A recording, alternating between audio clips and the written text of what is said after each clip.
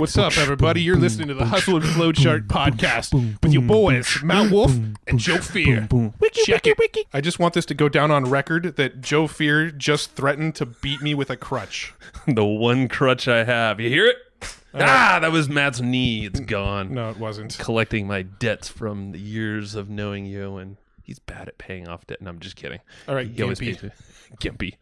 Yeah, I screwed my foot up the other day, so I'm gimping around still a week later with one crutch. Yep. My wife says I should have two, though. Hey, but speaking of that... If you hear in the news later this week that Matt Wolf was beat up by a random dude with crutches, you know what happened.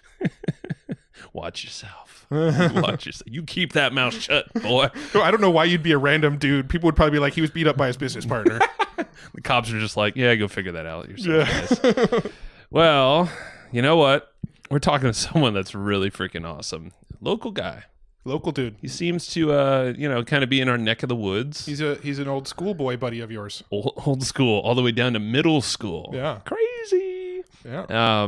Friend of my wife, a little closer back in those days, went to high school with her as well, my wife Heather. And he just, this is Robert Farrington, by the way, we're talking about.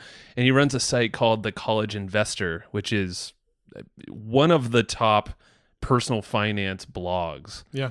Did not know that at all. Met him, at some restaurant bar thing maybe a month ago, and kind of re-met him over all the years, caught up with what we're all doing. I'm like, holy moly, you are doing some really interesting stuff in a completely different space that we operate in, but he's doing all these cool stuff with content and traffic, Reddit, Quora, a whole bunch of stuff we nerded out with. Oh, yeah. And he totally laid it all out. He doesn't hold any punches at all. I would say this episode is sort of broken up into three sections, right? So the first section, we talk about his story and kind of how he got into the business, and then beyond that, it's sort of broken up into three sections. We deep dive into a content marketing strategy and like a way to consistently create content for your business and content calendars and all that sort of thing. Mm-hmm. And then we deep dive into traffic strategies. And I'm not talking about what we're normally talking about.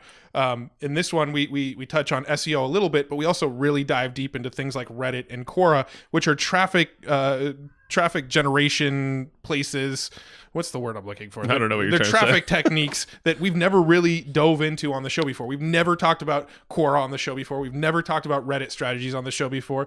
And he kind of gave us a nice little deep dive into how to actually make those worlds work. Organic and paid for both of those. And then finally, that sort of third section of it is he does run a site all about debt management and investing. So we wanted to touch a little bit with him on some of his advice on debt management and where to put your money and investments and things like that.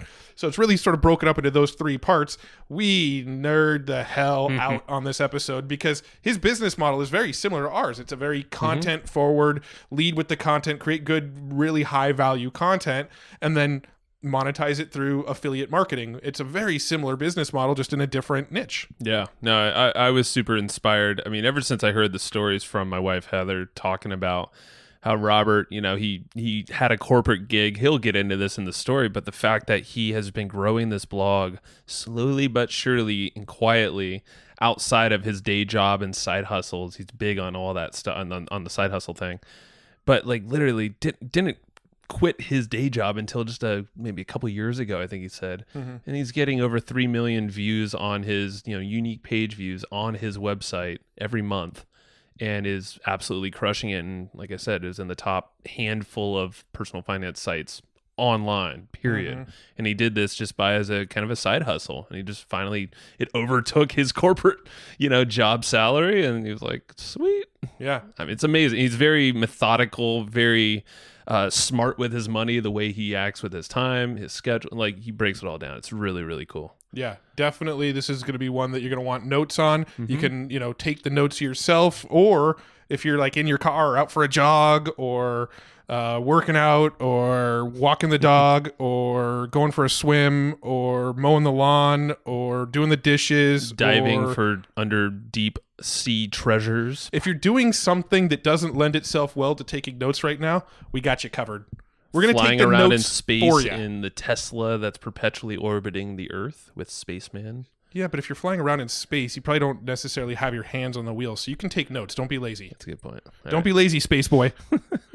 All right, We're expecting a lot from you. If you aren't in a place where you can take notes right now, we're going to take the notes for you. We actually have a team member. Hey, Steven. He listens to every single episode, and he takes notes on those episodes, and we share those notes with you. So go to evergreenprofits.com, go to the show notes page for this episode, look up Robert Farrington. If you're looking it up close to when this episode is being released, he should be the top episode. Go to his show notes page, and there is links on that page to download our Cliff's Notes version of this episode. So definitely go do that. I'm just going to say that the notes that Steven makes, and this is not just to pat Steven's back and, hey, attaboy, even though it is. Those notes are freaking amazing, man. Like, if you want those Cliff Notes and actually have like a good takeaway doc, I mean, I can't take notes like him, nor do I want to. So that's why he does it. He's learning amazing things along the way, and you can as well. You should. I mean, it's an amazing reference guide. And so just go check it out. Find the show notes at evergreenprofits.com. You'll like them. There's a lot more too. We do this for every single episode. Yep. So make that a little habit. You'll love it. Also, if you'd be interested in us actually like mailing you the notes every month from our past podcasts, shoot us a message in support and let us know, because it's something we're thinking about doing. We're thinking about opening up the option of every podcast episode mailing out physical copies of the notes so people can actually have them in their hands and highlight them and, have a collection of them essentially. Yep. If that's something you might be interested in, it's an idea we're tossing around. Let us know. What's our email? Support at evergreenprofits.com will get you there. There you go. So let us know there. Yeah, I think that works. Cool. If it doesn't, try info at, I don't know, or Joe or Matt. Just find us. All right. I don't care. Yeah, email Matt. He loves emails. Let's not do that. As he just changes his email address. All right, let's go talk to my new best friend, Robert Farrington. Man crush. Hey, Robert, welcome to the show, buddy. Hey guys, thanks so much for having me. I'm excited to be here. Yeah, so this is something in the making for a while, and my wife Heather, lovely wife Heather, made this connection and didn't realize like we went to middle school together, and then you guys went to high school, and we met, and you're doing some amazing things. Yeah, and it's just crazy all the different like ways that we never actually met until just a couple of weeks ago. But like everything we've been doing is so closely related. I know you know Nick. You guys have been doing the Turo stuff. I've been bullish on Turo for like a couple of years now. Yeah. Like it's just been awesome to connect, and like all these little light bulbs have gone off. It's true. So you went to Grossmont High School then? So I did. You may actually know my wife, because my wife went to Grossmont High School also. Alana Beilstein. She ran in different circles than Heather. But yeah, they were different years too. But yeah, they went to Grossmont. Alana, I think, graduated a year before Heather, so a year before you guys. Okay.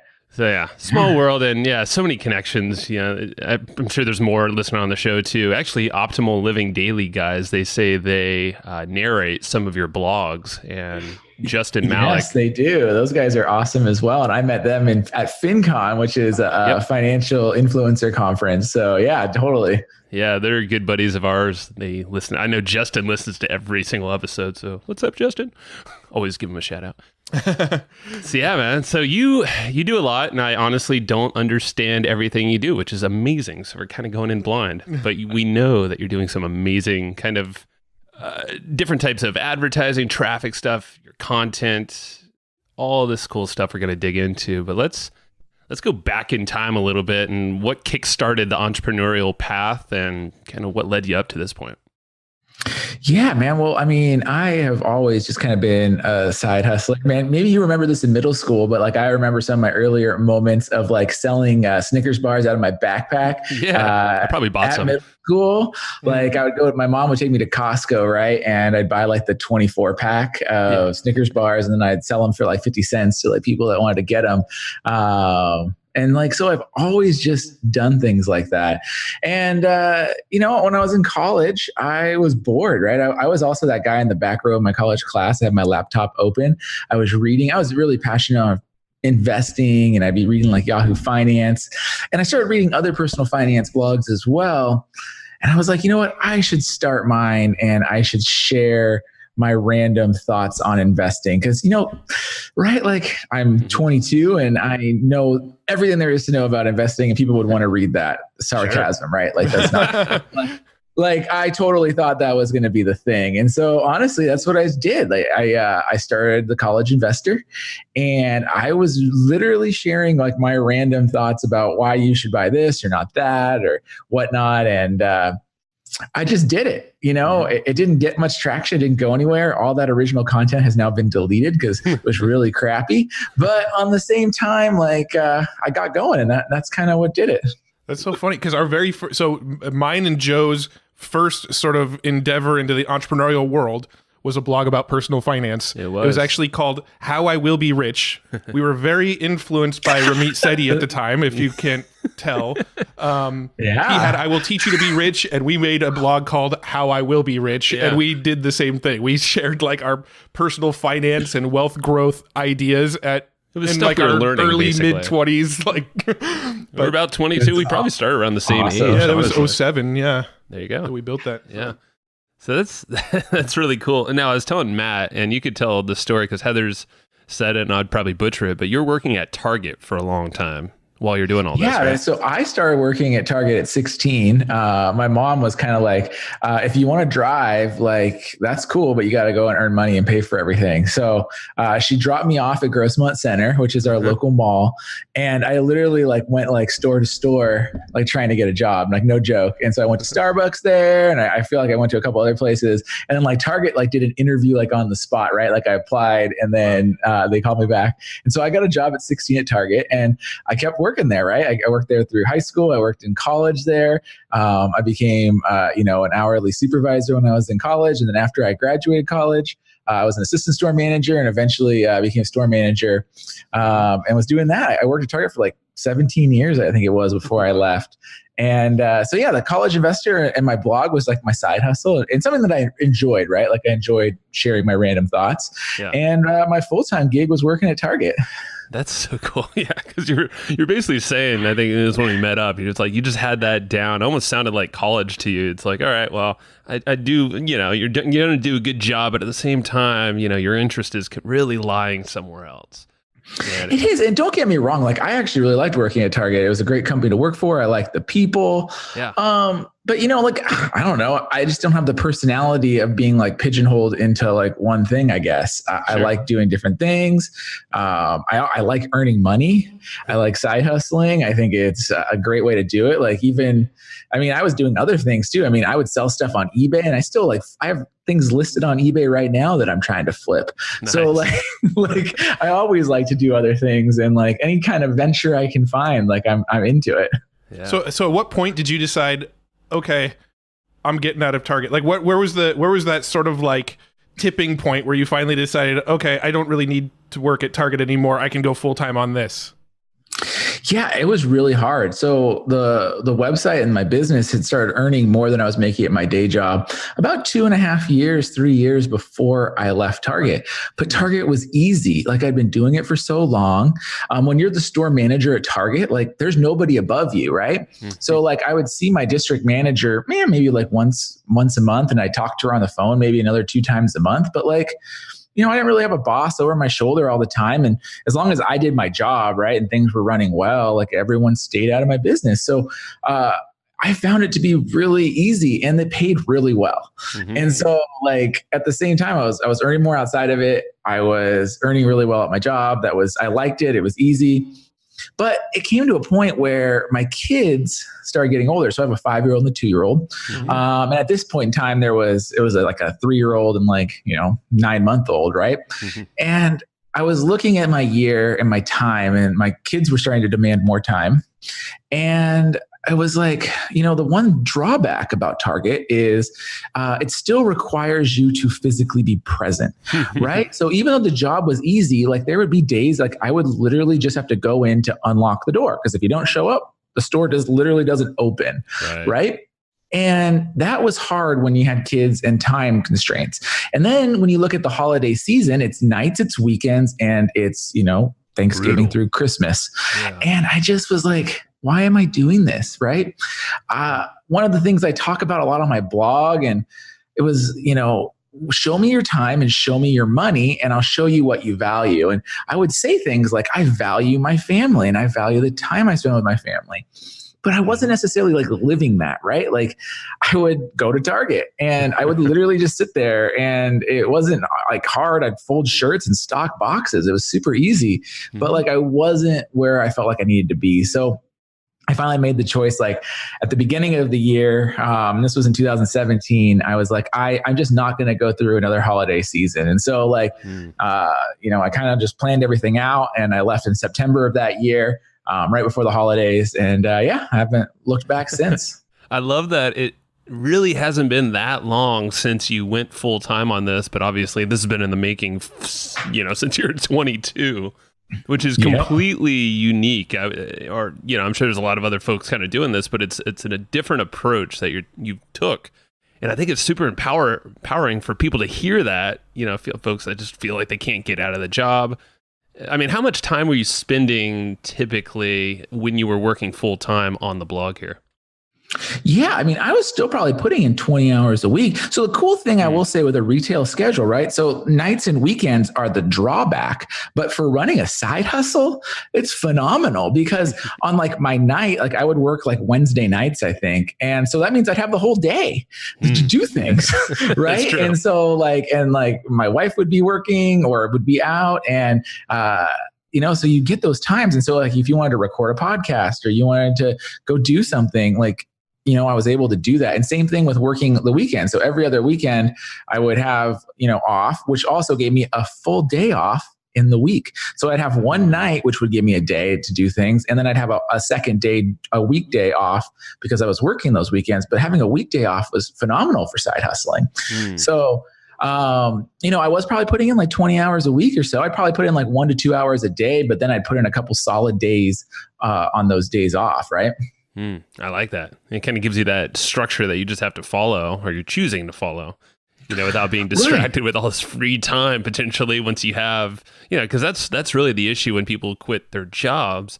If they actually get to that point, now they're just like, well, crap, how do I structure my day? What do? I got to build something from scratch. And don't let anyone kid you. Like, you've heard the advice, like it takes like 6 months to a year before you figure it out. And even though I had like structure, quote unquote, it still took me like 6 months to a year to like figure it out. It's very challenging to make that transition from full-time employment to full-time entrepreneurship. Yeah, 100%. Yeah. Now, for context for the listeners, how much traffic does your College Investor website get? So, last month we had, this is, 10 years in the making, but last month we had 3.5 million visitors. Those are unique visitors, and about 6 million page views. When I left the site, we were probably about 1 million, or when I left my day job, we were probably around about 1 million unique visitors a month. So you've ramped it up a lot since then. But obviously you did a lot of work prior to that point too. And totally. I kind of view blogging as like, it's compound interest, right? You write this article and you put this work in, and, it might not necessarily do anything up front. It's like, you're earning your 1 cent of interest, right? But over time, that like 1 cent compounds and compounds and compounds. And that's why, after 10 years, you really do have this large nest egg, right? Yeah. No, I love that analogy. That, obviously coming from you, the finance guy, compound interest. But so many people have stumbling blocks when it comes to any kind of content, or even Facebook ads, seeing it through to, sometimes they kill it too fast, an ad's not working, 2 days later, it doesn't work. But guess what? It could have taken a week. Yeah. We see every piece of content that we put on the internet as a new asset that we're putting out there. Like this podcast interview we're doing right now is another asset that's going to be in the mix once it's live and out there. And it's going to generate little bits of revenue for us, but compounded, like you said, after hundreds of episodes and hundreds of blog posts, that adds up to a lot over time. Totally. And you have to realize that there's also like you get better as you go. So when you're first starting out, like let's just take content as a generic thing, right? So you have 10 pieces of content that you put out there. When you first start, maybe 1 in 10, if you're lucky, like takes off, but it's probably even worse than that. It's probably like half in 10, right? You probably need to go out to 20 pieces of content, 1 in 20. Yeah. But then as you keep practicing and getting better and learning how to share your content and how to promote it and how to structure it, all this kind of stuff, like even the best of us, and you guys probably see this, like I think I put myself about 3 in 10 to 4 in 10 of my pieces of content are quote unquote successful. Sounds about fair. Because it's still, it's half art, it's half science. You never know, but like you don't start there either. Right. No, yeah, you're exactly right. You kind of figure out, all right, what resonates, what are some gaps in the market, maybe use some tools for that, or you ask your customers, your readers. There's a lot of ways you can find indications of what's going to hit or not, but they don't always hit, like you said. They don't, even when you think it's like I've had, you guys probably had that too. Like, oh, this is gonna be the greatest thing ever. Like, I can't believe it took me so long. You like put all this work in, and it's like a bust, and you're just like, oh man. Know that feeling very well. And that's why, so like what Matt was saying with this interview, like this will get repurposed or reconstructed in, I don't know, one of at least 5 different ways, different pieces of content in different formats. So it's, if you're allowing yourself to spread the deck, or you have the systems to do that, that's how we kind of hedge our bet a little bit. Yeah. Is by spreading that out into different modalities or ways that people can consume this. Yeah. And take an action of whatever we point them to. Yeah. Yeah. I mean, that's kind of one of my big tactics today too, is now that I have this archive is I dig back in my archives a lot, and I repurpose content. So I would say I spend about a third of my time. It's not even creating new content, but it's just diving back in and repurposing, improving, and recreating old content. Ooh, that's actually interesting. So what's your process to do that? Is it just refreshing the content post that's already up, or is it creating brand new content, using that as kind of like an idea or starting point? It could be both. So like when I look at my content calendar, right? So when you're starting out, like you don't need to do this, but like for now, I publish almost every day. And so, let's just take Monday through Friday. So I have 5 articles, one each day: Monday, Tuesday, Wednesday, Thursday, Friday. I would say Tuesdays and Thursdays, pretty much without fail, are bringing back content out of my archives and updating it. And that updating it could be just a little bit here and there, or it could be like, we're going to scrap the whole thing. I like maybe the title and like one idea inside of it, but we're going to basically create a whole new piece of content. It also could be adding in part of our audio show podcast to it. It could be transforming it and adding video content to it. But really it's just diving back through all of our different things and, trying to bring something back to the forefront that I like, that resonates. The one thing that happens a lot in personal finance, and I think it happens in most industries and niches too, is that it's very seasonal, right? So in the United States, at least, like right now is tax season, right? And then you have the summer, and then you have going back to school, and then you have like, the holidays and, deals and savings, and then you have New Year's resolutions. Like we kind of have the same kind of things every single year.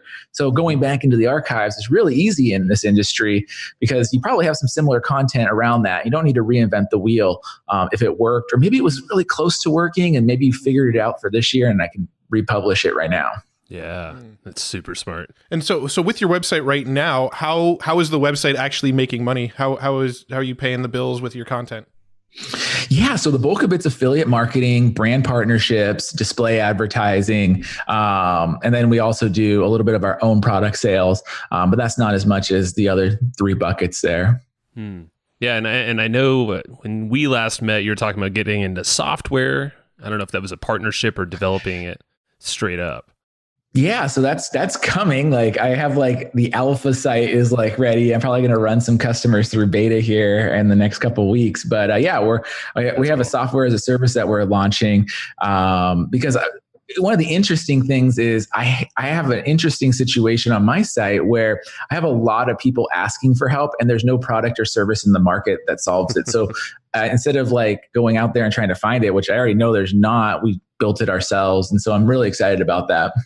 I think that's a good problem to have. You know, we've definitely felt that in some facets of our business too. We're like, okay, I guess we're being pushed, led, let's say, by our customers and readers to produce something that they're asking for. I think that's the best possible time. Exactly. So that's coming as well, and that'll be a whole new dynamic to my business.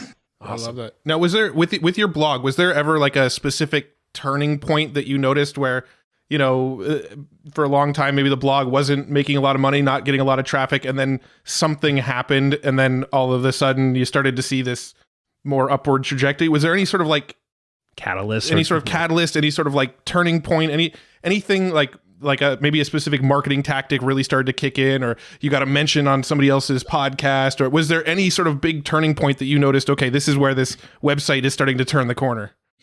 Yeah, I mean, I can think of a couple in the history of my site. So, like, to give some context too. So, like, I started the site in 2009, and then I made my first dollars in 2011. So it took about 18 months actually. Before I started making any money. And like my first dollars, we're talking like $25 in the first month that I actually made any money. And I just didn't know what I was doing. But the big turning point was about 2012. A year later, I went and started networking with other bloggers in my space. And so I found a community of other personal finance bloggers online.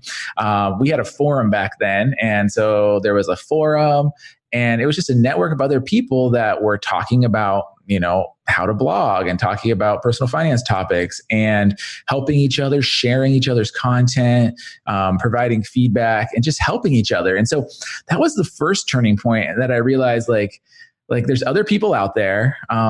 Collaboration is huge. There's definitely, and I'd say in almost every niche, it's not competition. It's collaboration over competition, because like even in the personal finance space, there's probably 2,000 blogs, another 2,000 brands. Every major news organization runs a money page. But at the same time, we're maybe only reaching 1% of the American population, because everyone still sucks with their money and you see the headlines, right? Yep. So like we're clearly not like saturating the marketplace here. And so when I figured this out and I started learning, so I got educated, I'm getting some education, I'm getting some networking, I'm building some connections. That was the first major turning point.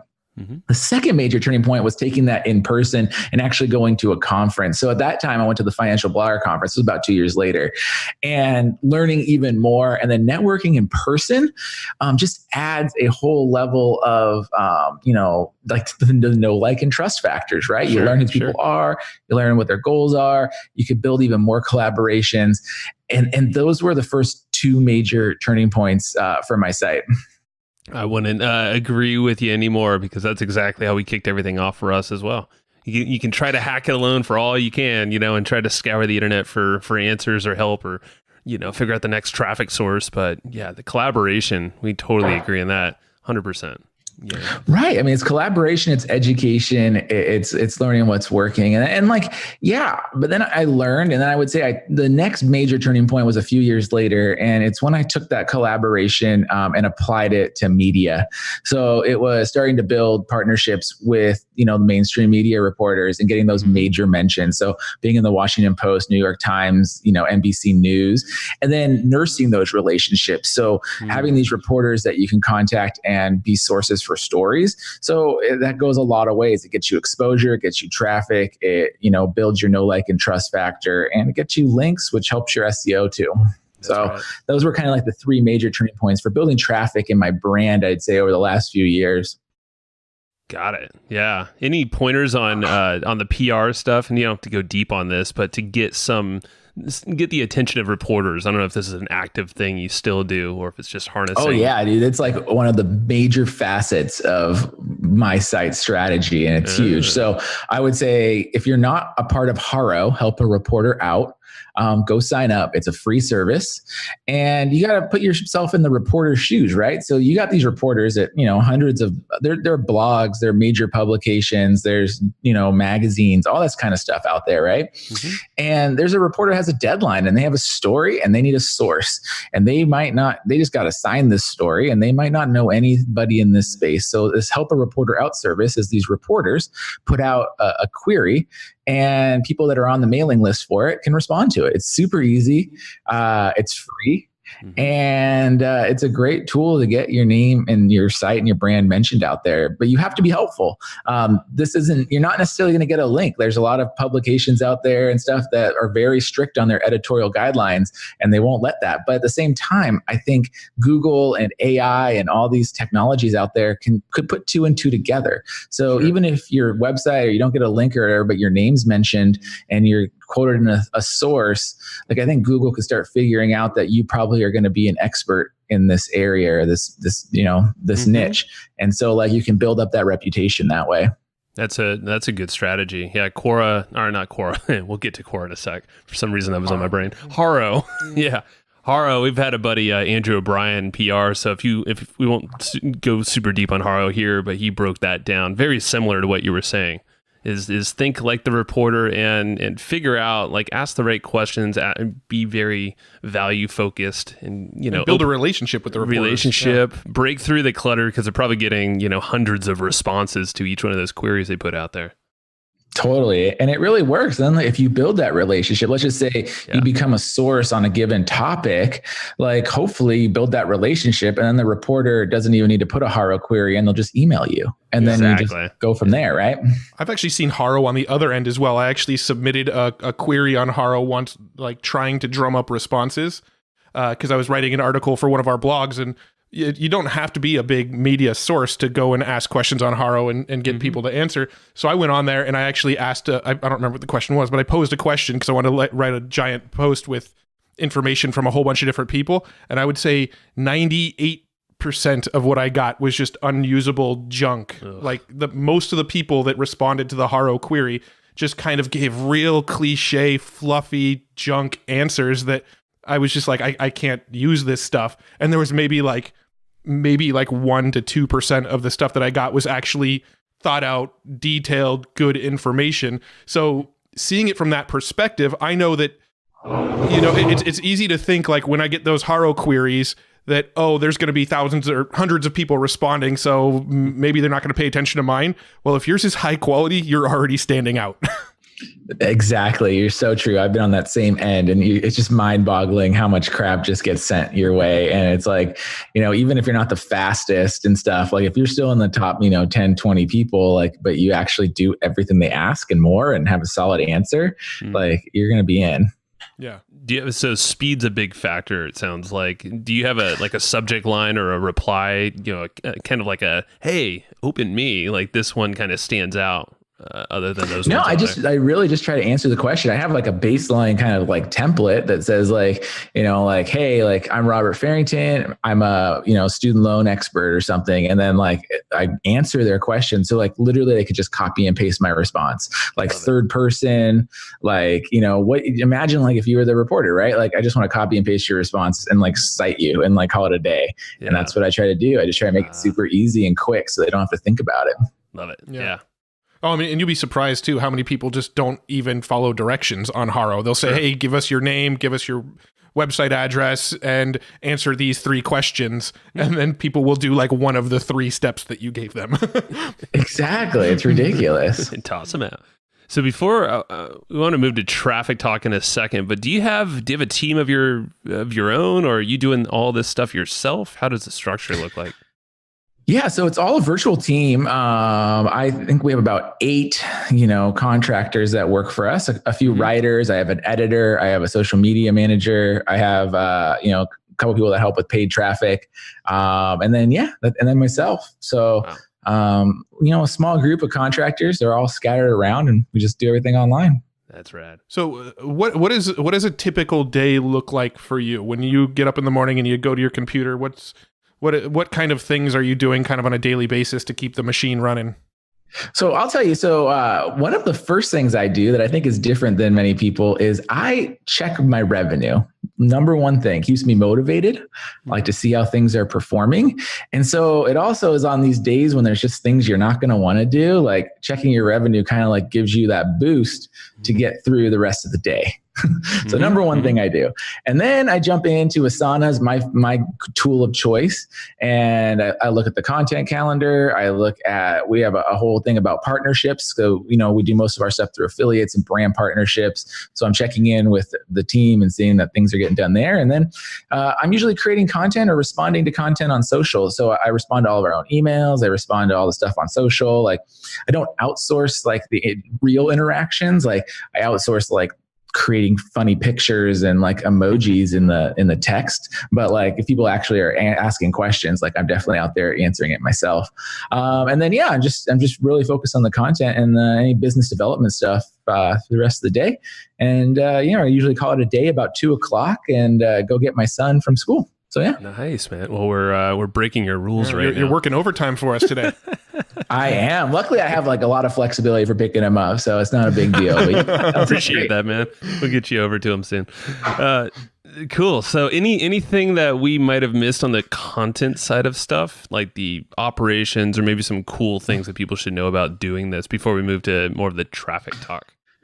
Yeah, I mean, I don't know. I'm a big Asana buff, so I don't know if that's your tool of choice, but like I think if you are running anything in the content space, like Trello's, it's, everything. Asana is the tool for content creators. Like I can't, Basecamp can't do it for content creation. And I think it's great for creating an editorial calendar. I think it's great for managing partnerships. And it's great for managing an online business in terms of being able to set up recurring calendars for business tasks that you have to do like every month on your website and things like that. So I love Asana. Die hard on Asana. That's awesome. Yeah, I used to use it a lot in a previous business. We use Notion now, but there's a lot of similar elements to Asana. I mean, yeah. They're all really good, but I agree with the whole Trello thing. It's like, Basecamp, I don't see that working out for content either. We tried so much to make Trello work, and we just never really got a good flow with Trello that we liked. Yeah. No, Asana's cool. I like it a lot. So, all right. So let's go to traffic. So it sounds like SEO is a massive part based on the PR. Is that your kind of the number one source of traffic for you? New traffic at least? Yeah, no, definitely. Organic search is huge. I mean, the PR, the stuff's there, but I think on the flip side, as Google and everything you guys know is links are important, but they're not the end all. So the one thing we try to define ourselves on is having the best content. And the best user experience for our content. So a clean site, not cluttered, easy to read, mobile friendly, fast, and I put my content out there as the best content against all the competition. So if you're Googling a term, you're not going to find necessarily a better answer. So yeah. Yeah, no, it's true. We might have run a quick a little search on your site with one of our SEO tools just to see you are ranked for some very competitive keywords. I'm like, holy crap. He's first 3 spots for a lot of these big terms, like you just said. And it has to be the quality of the content. Yeah. Links help, of course. But yeah, exactly what you said. They do. And, it didn't start with links and it just started with great content that's fresh. And so I don't know, I'll tell you everyone's like, do you use tools? Do you do keyword research? No, I don't do any of that stuff. I'll be very frank. What I do is I get questions or I have thoughts on a subject. And all I do is put in whatever my thought is into Google. And I see what else anyone else out there has written about it and go all the way through page 1, sometimes into page 2, but very rarely. And I just try to create something that's better than all that. So maybe it's longer. Even length is important. You guys probably know all the stats, but it's not always important. But do they have charts? Do they have tables? Do they have interactive content? Do they have audio? Do they have video? Are there images? I just try to make it the best, easiest, most user-friendly piece of content that there could be for that topic. And it doesn't necessarily require a tool, just kind of going and seeing what else is out there. Yeah, it's a lot more just using it's the social sphere. I mean, it sounds like you probably getting a lot of input from your readers and your subscribers. So that's easy. They're just piping you ideas probably every single day. And more or less. Yeah, yes and no. A lot of it's the same stuff over and over again, which we can direct them to the content. And then, there's a lot of stuff that I just want to create. So that's the one thing I have an Asana thing, ideas that I want to write about. Cause I'll go weeks and weeks with no inspiration and no ideas. But then one day for whatever reason, I don't know, you just get inspired and 15 things will come to your mind. Right. And so I just drop all that stuff in Asana and just try to brain dump it all out while it's all fresh. Right.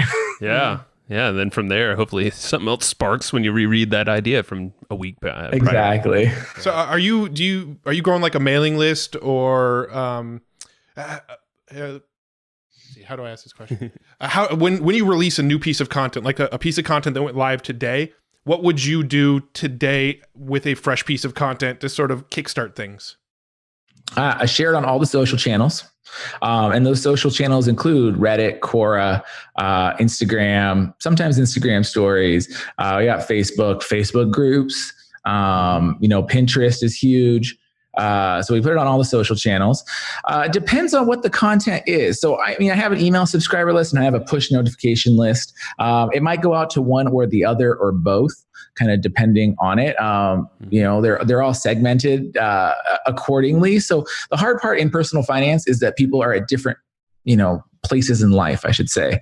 If you're getting out of debt, you might not necessarily care about investing content. If you're investing, you might not care about getting out of debt content. So it really kind of depends on the content and what it is. And then kind of based on that, we'll share it into the appropriate places out there. Got it. Yeah. And then I would say some of the other underrated things out there too. One of the other things is like linking to it on my own site. So one of my Asana tasks is every new piece of content, I need to go back to the archives and link to it so that you're continuing to build that web of, a coherent site across your whole entire thing. Not just, you don't abandon the old stuff, but I think we're pretty good at this point in time of internal links. So like you create a new piece of content and most of us probably link to your old content, but what are you doing to link to your new content from your old content? And so, just some of these routines that we have in place.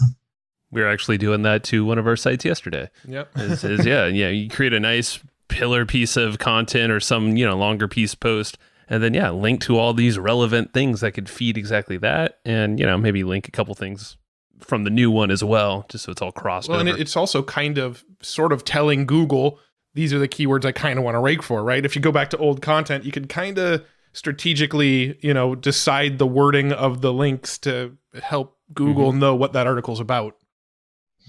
Right, exactly. Google's going to figure it out. It's super smart. But when it sees that you're starting to use this new content as references to other stuff, it's like you're kind of filling in that content gap. And I think it's going to just boost everything all around, right?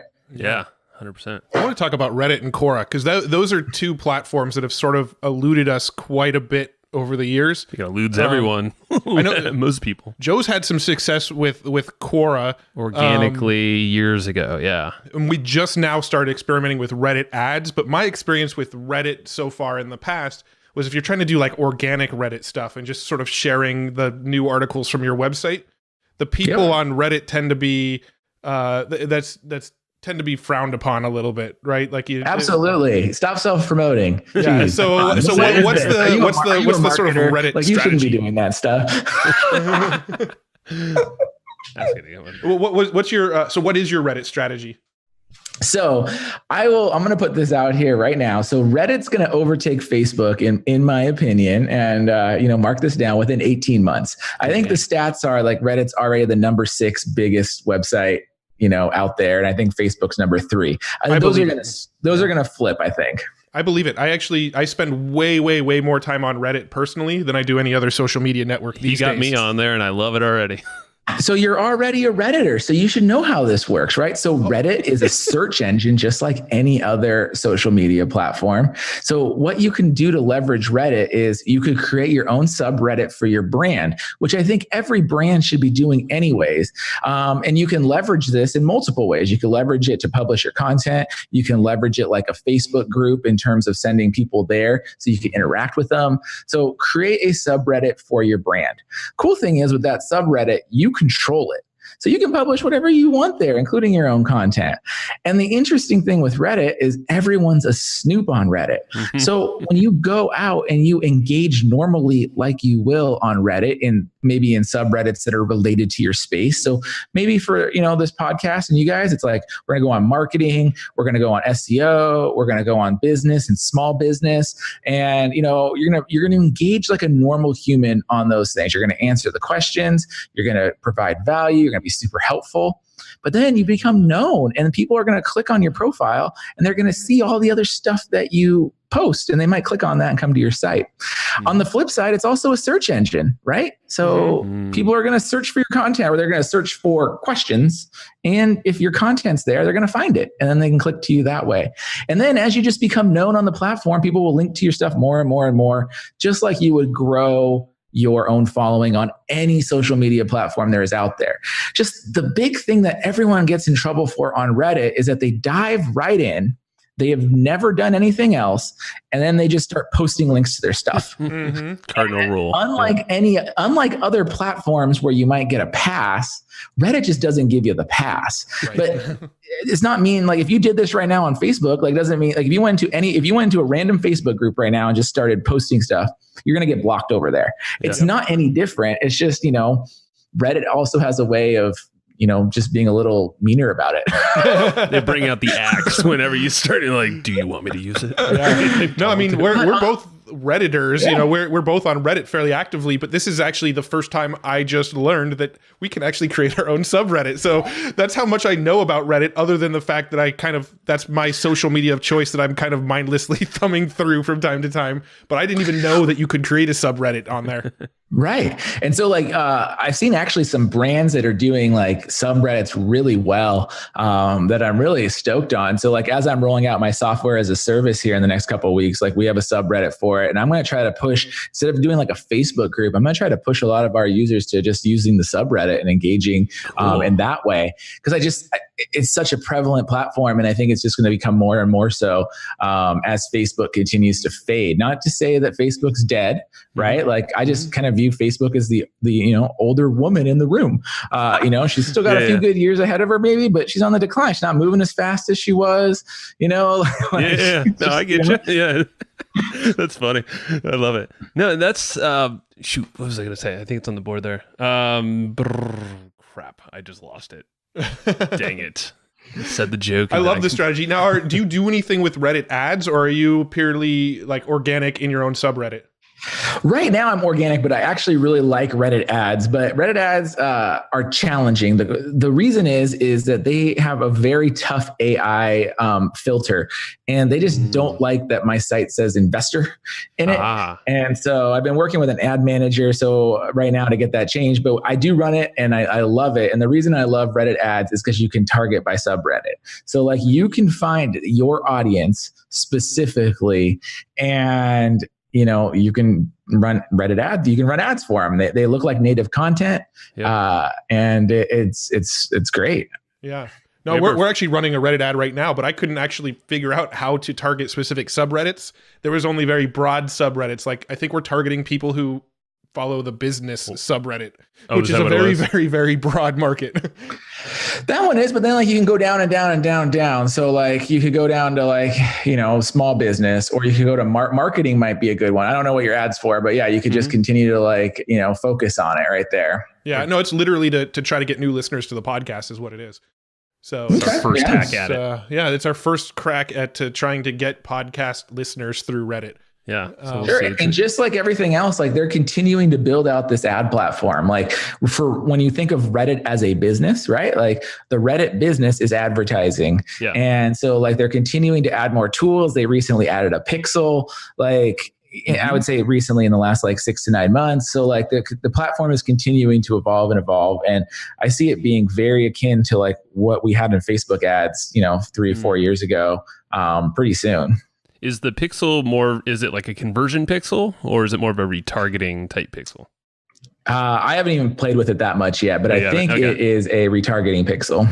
So from what I've seen, this is very, very surface level. I haven't dug deep enough, but for what I saw in there was a conversion pixel where you can actually, tell how well your ads are doing, tracking through the conversion, but it didn't look like retargeting was in there yet. Let's hope so. Retargeting is going to be coming eventually. It's got to be. Yeah. Oh yeah. In the business model, like you said, there's investors, because I watched some videos on this just to because after you and I met, that you were the catalyst to this whole thing. I immediately told Matt, I was like, dude, Reddit and Quora, we got to look into this.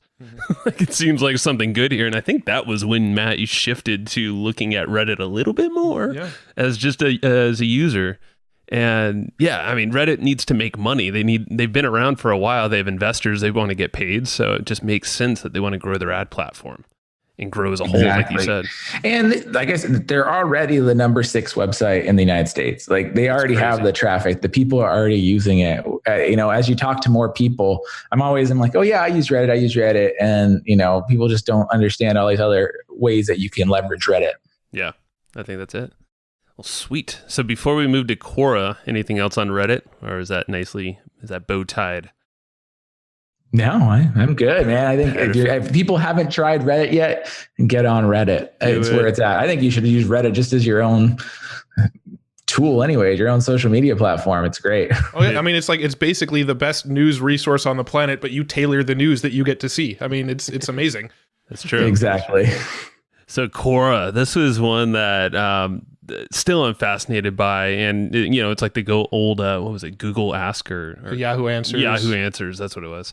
Yeah, and they kind of. I used to use Quora for me. It came from I used to use Yahoo groups way back in the day. Yeah, I remember those.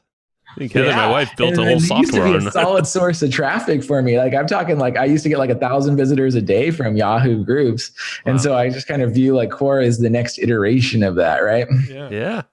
So I used to use this years ago to send leads to one of my animation companies, and I did a super easy way of just targeting threads that were on there, literally saying, hey, what are some good animation companies and, some examples of their work. I'm like, oh, this is easy. I'm just going to throw my answer in there, and it's a direct link back. They're asking for it. And it turned out to be some of my best, forms of qualified leads coming in and spending at a minimum $5,000 with me. So I was like, hey, and that's exactly why you use Reddit, right? So the one thing I found with Reddit, I mean, if you don't know, that's exactly why I use Quora. If you don't know what Quora is, right? You post a question, people post answers to your question, right? So the cool thing with Quora ads is post a question and your answer is a link to your site. And so like, if you're answering the people's question, like you're going to get so much qualified traffic. It's crazy. It's crazy. Now, how does Quora ads, like, how does the cost look? I'm curious. I've never even looked at the Quora ad platform. I'm zero knowledge on it. I'm curious what it costs to even run a Quora ad. So the cost is a little more expensive. Like I would say like my best would be, and of course expensive is relative, but like for me, I call like 50 cents a click is expensive.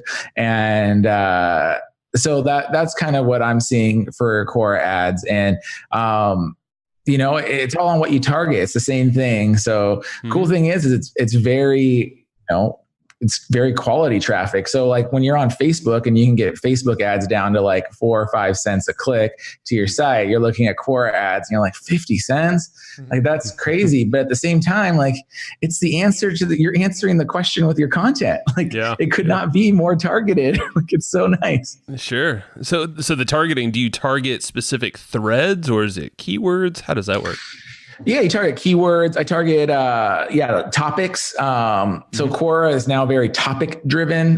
You could sign up. And so if you haven't been to Quora lately, they have a home feed. The home feed is curated based on topics that you follow. So I follow stuff in finance and student loan debt. I also have some entrepreneurship and marketing and stuff like that. And so then you can target the topics, and then your ads show up natively in the feed based on like people's interests and topics and stuff. Got it. Cool. Yeah, I mean, to me, 50 cents a click sounds sexy because in our industry, we're happy if we get sub $1 clicks. That's true. So Yeah, I'm blown away that, Robert, you're getting, that cheap on Facebook and all the other places. I mean, you're doing it right. Man, I mean, Facebook's gone up in price. So I've actually pulled back a ton on Facebook. But I went for about a month and a half last year at 1 cent a click. And it was just like, it's free money. Like, of course, free. You don't stop that. Yeah. So with organic Quora, do you have any good guidelines, some best practices that you guys do? Yeah, I mean, so I try to get on there and engage just like you do on any platform. So I try to answer questions that are relevant to my space because like you build up your own profile, right? So like your profile like kind of ranks you based on how many questions you've answered and you can see how many views you've had on your stuff. And then like Quora has like a little bit like of an upvote and like reshare kind of thing. So basically it's like you build your profile, you build your brand, and you can get a lot of organic traffic that way. Cool thing with Quora though is Quora does let you drop links to your stuff. So if you're answering questions, you can put a link to your content and you don't get shunned like you do on Reddit. Sure. So like you can answer the question and you can link to it. And then, if it's really good stuff, you'll get upvoted, you'll build your brand reputation and stuff. So yeah. Yeah, I guess, people are looking to have their questions answered in the best way possible. And if the best way to answer it is to send them to a resource versus answering right on the page, people are going to be happy with that. I would assume. Yeah. Exactly. And I try to do both, right? Like I usually write like a paragraph or so, nothing crazy. And then like say like, if you want to learn more or whatnot, like here, check this out. Like it's the full in depth, like all the nuances. Yeah. Is that your Quora account, Joe? Yeah, I just pulled up Quora because I haven't logged in probably a year. And I just pulled up the stats. It actually looks the same. And this is crazy. So I was going hard, probably starting in 2013.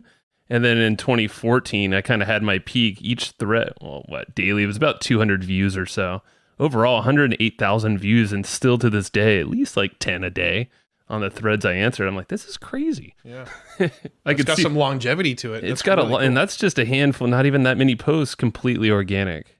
And my strategy, I remember, was get there as fast as I could for the topics I was following. Back in the day, it was animation, and be one of the first people to answer the question and then try to get upvotes. Yeah. So I might have gained it a little bit in asking, like get my circle, my own network. Like, hey, I posted something new just to kind of kickstart it. You were asking all your friends and families to give you little upvotes on your answers. A little bit of that back in the day. I don't think there's anything wrong with that. You got to kickstart somehow. I mean, it doesn't take many. I think I did like 10 upvotes, and then from there it kind of just goes organically. If you're early, I don't know, the algorithms might have changed by now, but that's how I did it. Yeah. And that's it. I mean, I think it's like, you just keep building your reputation in your space. There's, and I think people like the magic bullets and they like the things, but it's like, if you don't have the money to spend on advertising and you just have your time, well, then spend your time out there engaging and building that reputation up and answering those questions and stuff. It really does work well. Agreed. Yeah. Yeah. So, is there anything else we should touch on traffic? I actually, while we have you, we actually kind of wanted to talk a little bit about like debt management and investing and, some of the types of topics you talk about on your site, if you're open to it for a couple minutes. But before we do, I'm curious if there was any other sort of like traffic things that we should cover. We talked about SEO, we talked about Reddit, we talked about Quora. We talked a little bit about, or sharing your stuff on social media and mailing your list. And I think we kind of covered a lot of ground with traffic, but I'm curious if there's anything we were just kind of blanking on and we missed. Yeah. I mean, I think it all depends too. Like, don't get overwhelmed in these strategies. It really depends on where you're at in your business, right? So like, I would double down on one. I'd pick one place and just own it if you're just starting out. And then as your business grows and you're freeing up time as you're outsourcing, subcontractors and stuff, like I would continue to play in every sandbox. So the one thing I like to do, and I call it playing in the sandboxes, right? So like, I still like our bread and butter is Pinterest and Facebook. It's where it's at still today. But I think Pinterest is just doing its own thing and Facebook is fading. But I've been playing on Reddit for a year and a half, 2 years now. And I've been playing on Quora for a year. And so it's like, and we're seeing results there. So like, I already know how to play on these platforms. And so like, I say, as your business grows and you have the ability and resources to kind of explore and play more, like I would play in these other, up and coming sandboxes to like learn the platforms, lock down your branded accounts, like make sure that you have, everything set up because, what's to say Mark Zuckerberg doesn't flip the switch tomorrow and say like, we're all going back to just individual profiles and private. You never know, right? True, like he could do that. He probably won't, but like it's a thing. And so like you always want to be ready to go in for your business by kind of knowing what else is out there. Yeah. I mean, just like in investment world, you want some diversification. You don't want that any single point of failure in your business is a bad thing. Right. And not to say that it won't hurt and it won't suck, but at least you're not going to have this lead time, or you'll have a lead time, but you won't have like this learning curve because you already know exactly what to do. It's just a matter of devoting more time and resources to the other thing. Yeah. Awesome, man. No, I think that's cool. A lot of good traffic stuff there. So Matt, you wanted to dig into what, like kind of investment, debt strategies or elimination strategies for entrepreneurs? We have a note here that one of our team members, like come to us with notes before the shows and stuff. And one of the notes we have here was that you basically managed to like pay off your debt and get debt free. So I'm curious if you want to talk into that, and maybe I'm assuming that's still true. Yeah, no, totally. I mean, so I was always a side hustler, right? And so when I finished school, when I was all said and done with college, I had about $43,000 in student loans, and we paid that off in about 2.5 years.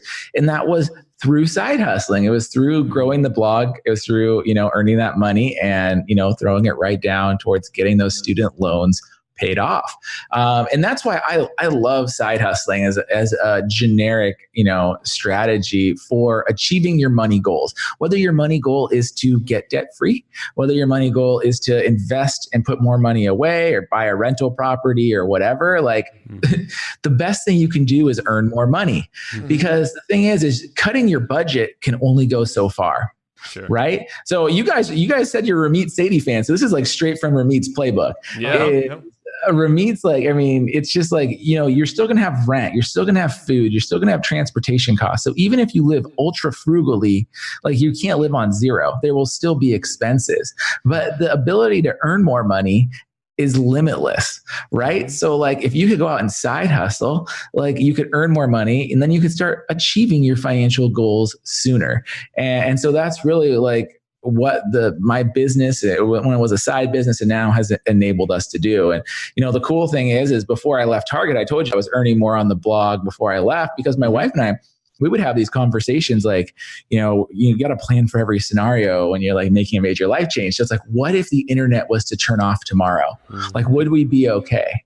Right. And so like we saved all this money for when we had like these two massive incomes for a few years before we even made the leap. So if the internet does turn off tomorrow, like we would still be okay. And that's all just through earning more and side hustling.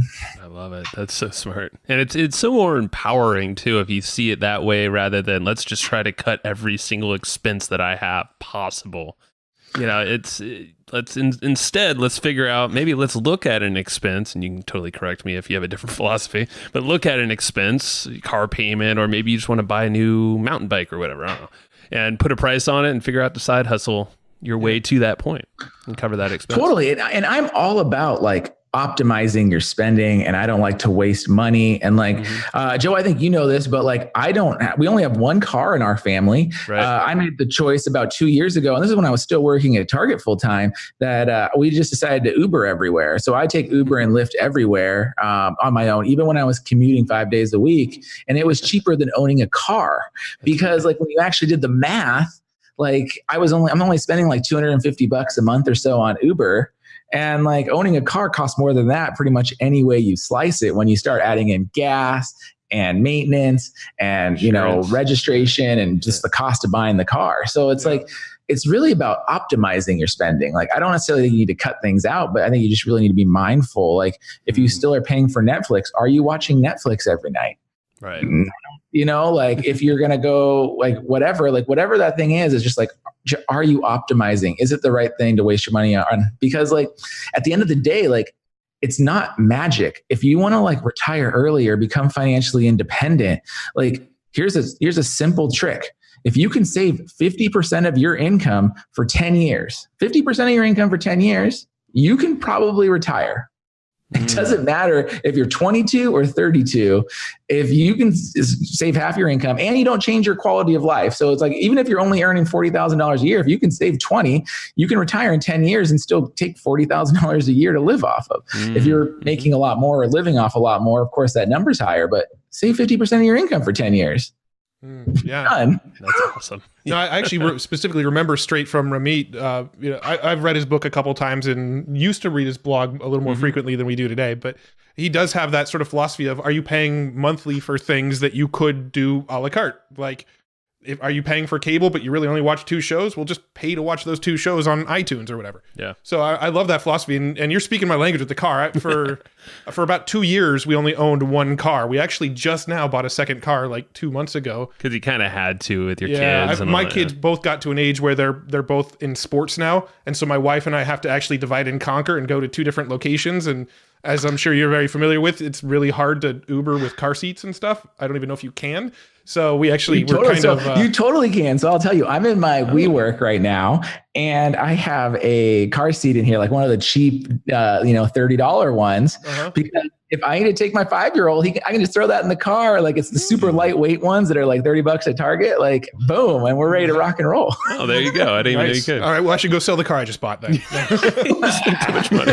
No, but seriously, it's really about intentional spending and optimizing your choices. So like when people look at their money too, like, your debt is probably a big one. So get out of debt. But then after that, your 2 biggest expenses in life are housing and transportation.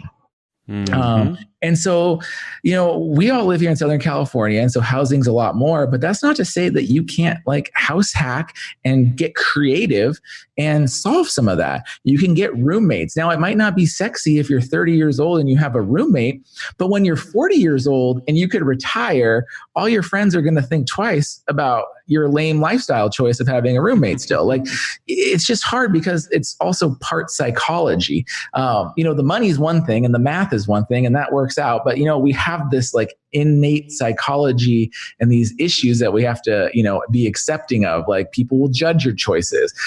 People will think weird of you, or are you comfortable enough to live a little bit different lifestyle, to achieve your financial goals? Yeah.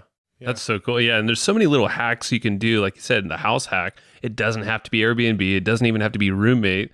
I know like Heather she's in the wedding space, planning space, and she's already in talks with places like Costco, just reached out cold, and might do some photo shoots in our backyard and make that kind of a thing where photographers can come and check that out. And it's like, guess what? We just figured out how to maybe pay for the cost of redoing a part of our yard, apply that earning to something we were just going to spend anyway. Well, we had a guy on our podcast not too long ago, Dana Robinson, who talked about how he was basically living rent free. He went and bought a fourplex. He used an FHA loan, put 3% down, bought like a fourplex apartment building, and lived in one of those apartments, and then rented out the other three. And the three people that were renting those other units out covered his monthly mortgage. So that was basically how he lived rent free month to month. So there's a lot of little hacks you like have that. to buy a fourplex. One of my good friends from college did the same thing. He just bought a 3-bedroom house and then rented out the other 2 bedrooms, and that covered like 80% of it. And then when he graduated, he's like, I'm out of this joint, and rented the 3rd bedroom. There you go. Automatic cash flow, right there, ideally. Exactly. Yeah. And so all these things, but it's unconventional. People don't necessarily like to do them, but it's like, if you want to, you can. It's kind of like driving for Uber and Lyft. The news portrays it as like such a bad thing. These drivers don't make all this money, yada, yada, yada, yada, yada. But it's like, tell me any scenario in this world where at 3 a.m., if you get a hankering to earn some money, you could turn on your smartphone and go start making money with no boss, no reporting requirement, checking in or out. You could just go. Tell me what world you live in where that's a thing, because that's what these apps enable. If you want to go make some money at 3 a.m. today because you got a little bit of time, you can't sleep, you can go and do that. And so that's what, we live in this amazing world that you can go make this extra money. It might not be a sexy amount of extra money. You might drive for 4 hours and make, 20 or 30 bucks, but would you have really earned 20 or 30 bucks at 2 a.m? Yeah, probably if you not, can't sleep right? Of course. Now, on the investing side of things, what are just some sort of basic preliminary tips? Somebody maybe who hasn't done any sort of investing, where would you say they go get started? It depends on what you want to do, right? So I am a big believer in low-cost index funds. Keep it simple. Wall Street, you got Goldman Sachs out here, right? They spend billions and billions and billions of dollars a year. They have the latest technology. They pay countless people. They have all of this stuff. And even they cannot beat the stock market over the long run. And over the long run is 20, 30 years, right? So you can get that return without any of the muss and fuss by just investing in low-cost index funds. But here's the problem. Once again, it's psychology. It's just not sexy. So you put $5,000 in your Roth IRA this year, and even if you get a 10% return, your Roth IRA is now at $5,500. And you're just like, that's it? And it's like, yes, that is it. But you do that for the next 20 years and you're a millionaire. True. That no one wants to do it because it doesn't feel good after year one. And we're in this instant gratification society right now. So, low cost index funds take advantage of tax deferred accounts. So you should be doing an IRA. You should be doing a health savings account if you qualify for one. If you're a small business owner, you better be doing your solo 401k. There's no better savings vehicle out there for small business owners, unless you're a high net worth business owner, then look at like a defined benefit plan. Yes, like an actual pension, because you can create your own and like stash away even more money. Right. Because all that stuff can go away tax deferred, tax free, and let it grow. The investing part isn't sexy. Like it's just put it in like, low cost index funds and let it roll for 20 years and just keep doing it over and over and over again. But it works. Like, Yeah. Do you yeah. recommend that people like completely get out of debt before starting to invest? Or do you think they should be investing and paying down debt at the same time?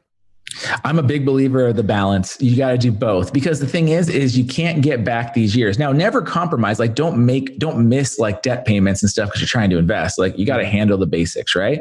But like, you can't get back that $5,000 you could put into your IRA this year if you don't do it. True. Right. And that's the best game there is in town. You can't get back. Like if you're still working for an employer and you get an employer match and they're giving you like a 5% into your 401k, like that's free money. And you can't get that back if you don't do it. And so like, I know there's like Dave Ramsey fans out there, and Dave Ramsey's big believer, like you do 100% debt and you don't do anything else. But like you could be leaving free money on the table by not. So I'm a big believer, and you definitely got to make the minimum payments, but then try to find that balance to take advantage of these accounts when you're early. Because if you're putting this away when you're 22, man, it makes a huge difference. Because if you're starting when you're 32, it's going to take you about twice as much money to get the same result. Mm-hmm. Compound interest. Yeah, we actually just earlier today, we actually had somebody from Dave Ramsey's company on the podcast.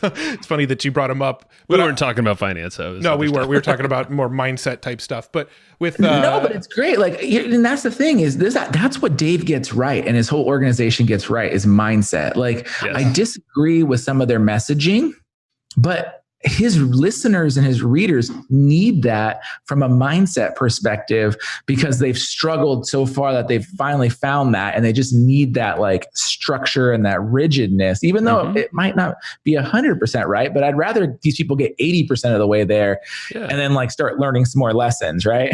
Yeah. This is so cool. I just remember one of the lessons, because I read Dave Ramsey's book, the Money Makeover book, years and years ago.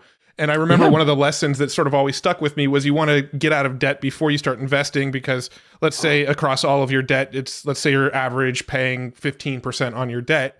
And let's say investing, you might make 10% investing. Well, by investing and not paying off your debt, you're actually losing 5% per year because you're not paying down that debt, as opposed to, you know what I'm saying? I totally, and like I said, he's not wrong, but at the same time, like he also says things like, don't do your 401k at your company match. So you're telling people to like not take a 5% raise and get free money into a tax deferred account. So then when you want to talk about your percentages, like you might be making a 10% per year, plus you got that 5% bonus, plus you're not going to pay taxes on that. So you're going to save even more money, like you start doing the math and you kind of see it does fall apart. But he's not wrong, because on the flip side, people just need to get out of debt, and they probably struggled to a point to get there. So once again, I'd rather people just get out of debt if that's what it's going to take. Like I'd rather them take some of Dave than nothing, right? Yeah. Oh yeah, for sure. And so when it comes to paying down debt, is there any sort of philosophy on it that you prescribe to, as far as like, you've got the pay the highest interest rate stuff first, and then you've got the pay your lowest balances first, which is Dave Ramsey's model, is pay the lowest balances, and you feel sort of excited that you paid something off, and then whatever you're paying towards that lowest balance, you pay it towards the next lowest balance until it's all gone. Like, do you have any sort of debt payment philosophy that you kind of tend to recommend to people the most? So you got it. It's the debt snowball, which is Dave, and there's the debt avalanche, which is the other one. It's the highest interest rate first. And for me, I'm just kind of like, you do you. So if you need the psychological aspect, so Dave's debt snowball is proven psychologically. It's what works on a psychological level. But there's also like math-minded people. And if you're like one of these math and analytical minded people, well, then go the avalanche approach and do the highest interest rate first. The net result for most people is going to be a couple $100 over the debt repayment process. So the difference between the two approaches really doesn't add up to a lot of money. It really is pick the approach that's going to work for you and your personality, so that you can just do it. No, that's what I'm kind of getting from this whole thing, is keep it simple, keep the momentum going, stay consistent with what you're doing, and use some of these tools, these mechanisms, the 401, like the solo 401k. Actually, Matt wrote it on the board because we're like, I don't even know about that. Yeah. Why didn't I know about that? That concept is brand new, so I wrote it because we're going to look it up as soon as we get off this call. 100% we will. You need to. So as a small business owner, like you could put away up to $55,000 a year from your business tax free. So like, yeah. So like if you hate paying taxes and you want to invest and save for yourself, that's So it's not even tax deferred, it's tax free. Well, it's you write it off as an expense for your business, so it is tax deferred. But you have to. Your business isn't going to pay the tax, Gotcha. And then you will pay the tax when you withdraw the money in retirement. But you could also do things like, let's just say your business has an exit, and then you have 2 or 3 years where you're not working, you don't have any income. Well, during those 2 or 3 years, you take your solo 401k and you convert it to a Roth IRA, and so you pay tax then, but you pay at a different percentage, and now you're totally tax free. Dude, So that's rad. We gotta have a talking to with our CPA. Yeah, We're like, why haven't you talked to us about it? No, but I just love it. And going back to the, I don't think you call them ETFs, but oh my god, Index funds. Index funds. There you go. Yeah, it was in one of Tony Robbins's books, the Unshakable, or one of those two. He was talking about how Warren Buffett, I think it was competing against investors, and Warren Buffett's just like, yeah, I'll do the index funds. It's gonna crush you guys. Well, and that's the thing is like, I always like to let's just take a step back and think about things logically. So like in an index fund, let's just say the S&P 500, you get the top 500 companies in the country like that you own, right? Mm-hmm. And you don't have to think about it, because let's just say, I'm going to use a really hypothetical example, but let's just say GE. GE is one of the biggest companies in the US, but let's say it goes out of business next year. Well, you know what your index fund does? It's not like your index fund suddenly becomes the S&P 499. No, they drop GE out and they put the next company in there into the number 500 slot. And so what happens is, over the long run, you get the benefit of the biggest and best companies in the country, or all of them. If you can go to like the Vanguard Total Stock Market Index, VTSAX, right? Mm-hmm. It's all the companies. Like, so you're literally just investing in all the companies. So as long as all the companies exist, you will be good, right? And so like, versus like trying to pick and choose winners and losers, where not to say that you won't win, but it's also like going to Vegas and playing blackjack, right? Sure. Like you might go to Vegas this weekend and you might play blackjack and you might come ahead $500. But if you did that for 20 years, chances are you're not going to come out ahead. You're going to be losing, because like, it's just the odds are against you. And that's the hard part, is that when you're picking individual stocks, you might have some winners, but you're not going to be able to devote the time, effort, resources to do it consistently over the long run of 20 to 30 years that most of us will probably need to do this for, right? And that's where index fund investing is just super easy. You just invest in all the companies for 20 to 30 years and boom, like you come out ahead. It's a great invention, and why would we even want to personally manage that many stocks for that Because long? It's fun. So like on the flip side, like if you do enjoy it, True. Keep it to like 5 to 10% of your assets, and realize that it's like fun money, right? Like some people like to gamble, some people like to buy a boat, some people like to buy an RV. Well, maybe you like to spend your Saturdays researching companies to invest in, and you want to try to invest in a little bit. That's cool. Yeah. But like you shouldn't think of that as your long-term investment strategy, because like you're probably not going to be successful. And like I said, I'm talking over the long run, 20 to 30 years. And once again, there's probably 1 or 2 outliers out there that have been uber successful over 20 or 30 years. But then again, we're talking about a handful of people out of 350 million Americans. So once again, the odds are probably not in your favor, just statistically speaking. Yeah. Right now, I think Joe and we both use Wealthfront. Are you familiar with Wealthfront? Yeah, Wealthfront, Betterment, solid options. They take the same philosophy, except they do it for you. So literally all you do is direct deposit your money into your Wealthfront account and like let them handle it. Yep. You do pay the premium for it, right? You're paying 0.25% per year. But you get that peace of mind that it's just being handled.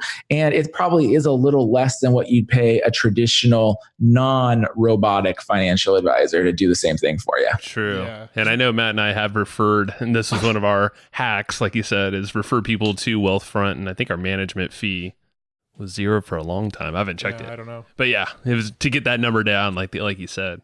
to make it sure, worth but it. like, on the flip side, like if you're going to pay a professional money manager, you might be paying upwards of 1%.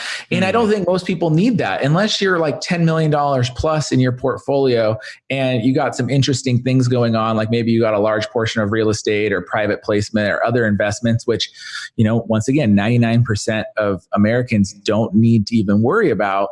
Like a tool like Wealthfront or Betterment is a solid option. If you don't want to think about investing and want to just like send them a check every single month or direct deposit from your, checking account, it's a solid tool. Exactly. That's how I use it. It's direct deposit once a month and just keep it consistent. Boom. Yeah. The way I use it is I don't have to think about it. It's just to let it go. Just do it every single month and, enjoy the riches in 20 years. But once again, you guys, it's not sexy. And you probably are like, okay, well, that $200 a month is gone. Like, right. And then at some point in time, the market's going to go down and then you're going to feel even worse about it. But like over the long run, you just have to keep thinking over the long run. Yeah. Don't change. Yeah. No, I took all my money out and put it in Bitcoin instead. No, I'm just kidding. No, you didn't do that. We have had a few conversations with past guests and quite in depth about Bitcoin, but we won't get into that now because I'm sure you have your own opinions on that kind of thing. But we're not opening that right now. That's a whole new rabbit hole that we're not prepared to go down at the moment. Look, and I think Bitcoin is Bitcoin, but cryptocurrency and the blockchain is a whole other thing. And, once again, I kind of view it like the S&P 500. I don't think you can pick winners. Yeah. So like Bitcoin is one of 2,000 plus currencies or tokens. And who are you to say that they're going to be the one that's going to be the winner in 10, 15 years? Right. True. And that's the only thing I have to say. I think crypto and blockchain and all of those are phenomenal innovations. I think they're going to have a place to stay here or some variation of it. But I can't tell you that they're going to, which one of, is it Ripple? Is it Ethereum? Is it Bitcoin? Like who's going to win the game come 10 years from now? I don't know. Who knows? Yeah. That's exactly our thinking. Technology is amazing. Spread the deck. No, I think the blockchain technology is like world changing, but the coins themselves, who knows still? Yeah, who knows? Who knows? And that's the thing is like, I don't know. Is GE going to be here in 10 years? Like, I don't know. I mean, that's why I invest in an index fund. Yep. All right. Well, let's wrap it up here. I know we kept you a little longer than we promised. Appreciate your time, man. Oh, it's all good. This has been fun, man. Yeah. So really quick, before we wrap up, what's a book or something that you just tend to kind of reference yourself, a really cool, just you get ahas every time you read this thing that you'd like to recommend here on the show? Yeah, like I don't know if I get ahas from it, but I do like find it like reinforcing is, I'm kind of big on like the stoicism stuff. So I like, The Daily Stoic by Ryan Holiday. And the reason I like it is it's like 365 like little one pagers, maybe sometimes they're like 2 pagers, so super easy reading, which I'm a huge fan of, right? Yep. It's just reinforcing and motivating. I'll tell you the thing I'm reading / listening to right now, which I am just in love with, is Never Split the Difference. Yes. It's like Chris Voss, and it's all on negotiating. And another one that's just like, I'm actually on my second go through listening to it because just so much good stuff right there. I'm actually reading that right now, about halfway through. I have the physical book. Would you recommend the audio on that one as well? Yeah, I mean, I just default to audio because it's easier for me. I haven't even picked up the real book of it, so I couldn't tell you. Dude, it's awesome. No, I've been using it so many ways. Highly recommend that book. So yeah, help me understand how I'm supposed to do that. I love it. I love it. Yeah. Would it be outrageous if we were to X? No, of course not. I haven't read it yet, but this is the second time today it's come up in a conversation. So I mention it to Matt all the time too. I'm like, dude, you need this. Like, just take it to every conversation. All right, Robert, where should folks go check out everything you got to go, everything out there online right now? Yeah, so you can check out the website at thecollegeinvestor.com or, your social media or podcast of your choosing. So, at the College Investor Audio Show, we have a YouTube channel, Instagram, Facebook, Reddit. We're there. So come stop by and say hi. All right, man. Awesome. We'll link it all in the show notes. As always, we appreciate your time, buddy. And I think we should do another one. This was fun.